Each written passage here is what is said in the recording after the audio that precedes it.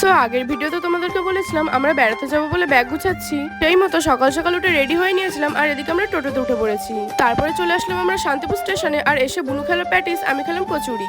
তো আমাদের ছিল 8টা 9 বনগা লোকাল, তো সেই মতো আমরা ট্রেনে উঠে পড়লাম। আর এদিকে আমরা বনগা স্টেশনে নেমে পড়েছি। সো এখানে আমরা একটা ভ্যানেও উঠে পড়লাম। আর এদিকে বাবা কিছু খাবার কিনে এনেছিল। আর এই জায়গাটা কি দেখে তোমরা কিছু বুঝতে পারছো? এটা হলো বর্ডারের এলাকা। তো তোমাদেরকে বলেই দিই, আমরা যাচ্ছি বাংলাদেশ আমার মামা বাড়িতে। আর এই দিয়ে আমি সেকেন্ড টাইম যাচ্ছি। তো আগের বার এই জায়গাতে যাইনি, বর্ডারটা এখন নতুন করে ফেলেছে। আর ভিতরটা যে এত সুন্দর, এয়ারপোর্টের থেকে কিছু কম না। সো এখানে অনেকগুলো ফ্যাসিলিটিস রয়েছে। তো সেগুলো কমপ্লিট করার পর আমরা ফাইনালি চলে আসলাম বাংলাদেশে। তো আমাদের এখনো হেঁটে হেঁটে যেতে হবে, কারণ বাইরে আমাদের গাড়ি দাঁড়িয়ে রয়েছে। আমরা যাবো নড়াইল গুবরা।